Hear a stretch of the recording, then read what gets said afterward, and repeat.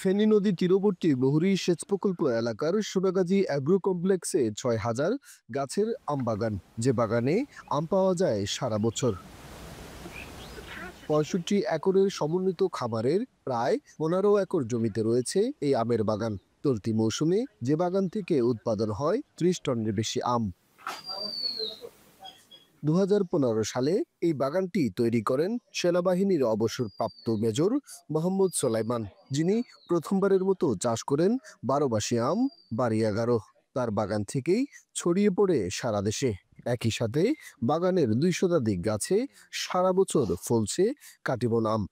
আমার ৬,০০০ আম গাছ আছে, তার ভিতরে বিশেষত্ব হলো বাড়ি ১১, যেটা এখান থেকে সারা দেশে বিতরণ হয়েছে। এখানে এটার জন্মস্থান, এখান থেকে সরকার এটাকে বাড়ি ১১ হিসেবে রিলিজ করেছে। এবং কাটিমন জাতের আরেকটা আম আছে থাইল্যান্ডের, সেটাও সারা বছর ধরে।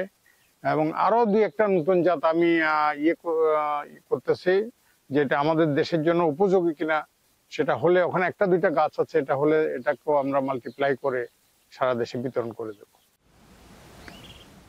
সব মিলিয়ে এই বাগানে ১০২ জাতের আম মিললেও বাড়ি ১১ ও কাটিমন নামের এই ২ জাতের আম গাছে ফলছে সারা বছরই, যা সাড়া ফেলেছে স্থানীয়দের মাঝে।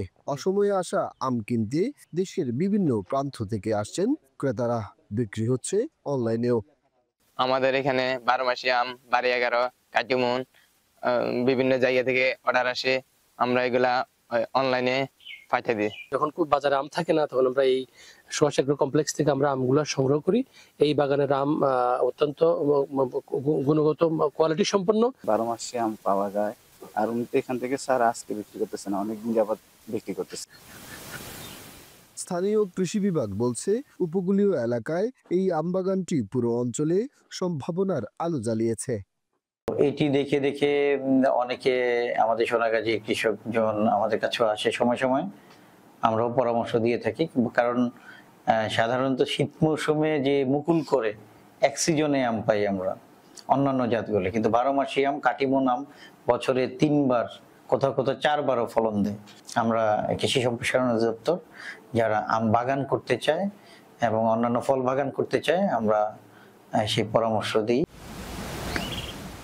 বাগানে ১০২ জাতের আম চাষাবাদ হলেও বেশি লাভ আসে ১২ মাসি আম থেকে, যেখান থেকে প্রতি বছরে বিক্রি হয় ৩০ লাখ টাকার আম।